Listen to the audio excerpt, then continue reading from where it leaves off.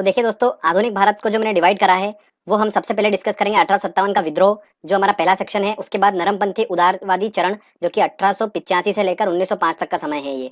ठीक है, इसको हम समझेंगे। तो ये दोनों जो पार्ट है आधुनिक भारत के, ये दोनों आज के इस वीडियो में हम समझेंगे अच्छे से, और क्वेश्चन आंसर सेट भी लगाएंगे। उसके बाद दोस्तों आएगा गर्मपंथी उग्रवादी चरण, जो कि 1905 से लेकर 1917 तक के बीच में जो गतिविधि हुई है उन सबको हम डिस्कस करेंगे इसमें। उसके बाद सबसे लास्ट में लेक्चर आएगा गांधीवादी युग, जिसको 1917 से लेकर 1947 के बीच में जो भी एक्टिविटी हुई थी उसको हम वहां पर डिस्कस करेंगे। तो इस तरीके से 3 वीडियो में हम पूरे मॉडर्न हिस्ट्री को समझ जाएंगे अच्छे से। पहला आज का लेक्चर है वो है 1857 का विद्रोह और नरमपंथी उदारवादी चरण को आज हम डिस्कस कर रहे हैं। ठीक है, 1857 से लेकर 1905 तक का जो भी एक्टिविटी हुई है हम उसको डिस्कस कर रहे हैं। देखिए, 1857 के विद्रोह का हम पहला सबसे पहले टॉपिक लेते हैं और इसको समझते हैं कि ये क्या हुआ था इसमें। तो देखिए, हमने बात करी थी मुगल काल में जहांगीर के शासनकाल की। तो जहांगीर के शासनकाल में अंग्रेज आना स्टार्ट हो गए थे भारत में। फिर धीरे धीरे अंग्रेज जो है भारत में अपना शासन स्थापित कर लिया था।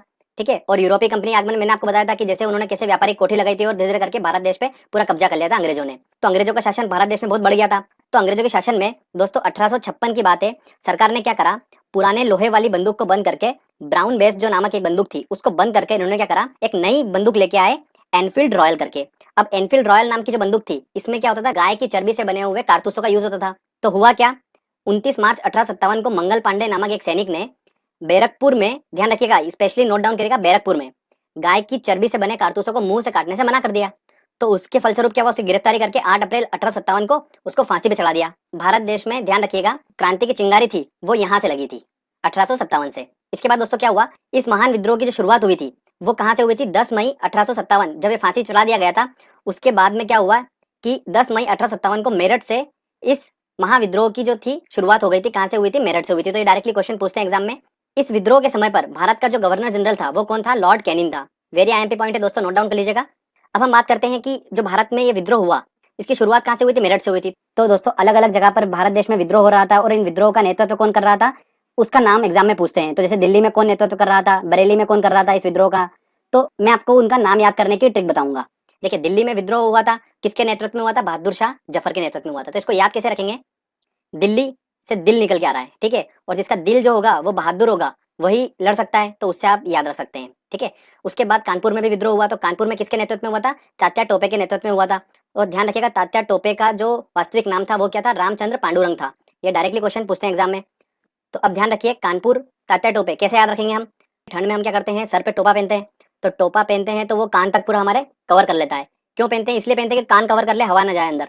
तो उससे आप ध्यान रख सकते हो, कान और टोपे मतलब टोपा जो होता है ना उससे रिलेटेड आप कर सकते हो वर्ड को। ठीक है, अगला आता है लखनऊ। लखनऊ में जो विद्रोह हुआ था किसके नेतृत्व में हुआ था, बेगम हजरत महल के नेतृत्व में हुआ था विद्रोह। तो दोस्तों हम इसको कैसे याद रखेंगे, देखिए लखनऊ है तो लखनऊ का लक मिला, मतलब लक, जिसका लक अच्छा होगा उसको बेगम अच्छी मिलेगी, तो उससे ध्यान रख सकते हैं। झांसी, आप सभी को पता ही है, झांसी जो नाम है वो फेमस है रानी लक्ष्मीबाई के नाम से। तो जो नेतृत्व कर रही थी वो कौन कर रही थी झांसी में, रानी लक्ष्मीबाई कर रही थी।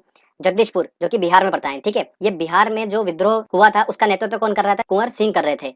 तो ये वेरी इंपॉर्टेंट। बरेली, बरेली में कौन कर रहा था नेतृत्व दोस्तों, खान बहादुर खां। तो ऐसे ध्यान रखिए कि बरेली मतलब रेल की बात हो रही है, और रेल जो होता है वो खान से निकला हुआ कोयले को इधर उधर लेके जाती है, रेल आप सबने देखा होगा। तो उससे ध्यान रख सकते हैं, खान से निकला हुआ कोयला, तो हम उससे ध्यान रख सकते हैं। तो खान बहादुर खां जो थे वो नेतृत्व कर रहे थे बरेली में। तो इस तरीके से हम इनका नाम याद कर सकते हैं। रानी लक्ष्मीबाई की मृत्यु जो हुई थी वो कब हुई थी, 1858 में हुई थी। घोड़े पर युद्ध करते हुए इनकी मृत्यु हो गई थी रानी लक्ष्मीबाई की। रानी लक्ष्मीबाई का जन्म जो हुआ था वो कहाँ पर हुआ था, वाराणसी में हुआ था, और इनकी जो समाधि स्थल है वो ग्वालियर में है।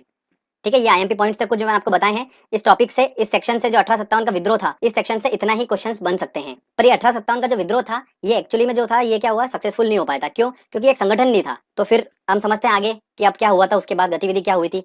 1857 से हमको पता लगा कि विद्रोह चालू हो चुके थे, ठीक है, और काफी जगह पर विद्रोह हुए, पर अंग्रेजों ने धीरे धीरे करके सबको दबा दिया। क्यों, क्योंकि संगठन नहीं था। अब हम बात करते हैं नरमपंथी उदारवादी चरण, जो कि 1885 से आता है 1905 तक।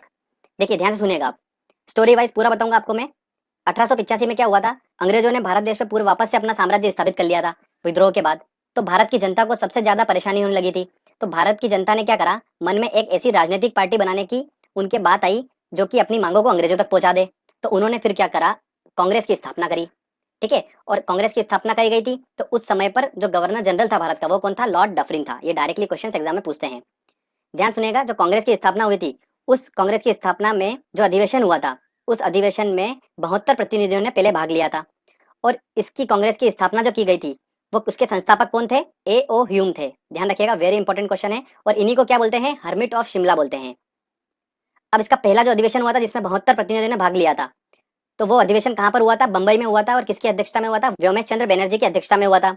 ओके दोस्तों, अगला बात करते हैं हम 1886 की। तो ये 1885 में ये एक्टिविटी हुई थी कि कांग्रेस की स्थापना हुई। भारत के लोगों ने सोचा कि यार कोई राजनीतिक पार्टी बनाना पड़ेगी जो हमारी मांगों तक अंग्रेजों तक पहुंचा दे। तो उन्होंने फिर कांग्रेस की स्थापना करी। और किस तरीके से हमको आईएमपी पॉइंट्स देखने हैं वो मैंने आपको बता चुका हूँ।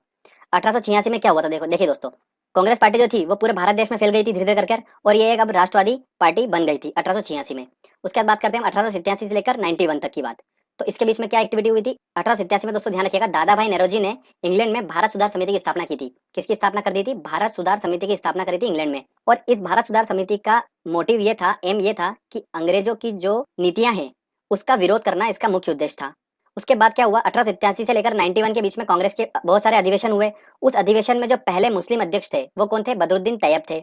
और पहले अंग्रेज अध्यक्ष कौन थे? जॉर्ज यूल थे। डायरेक्टली क्वेश्चन पूछते हैं। अगला हम दोस्तों बात करते हैं 1892 में।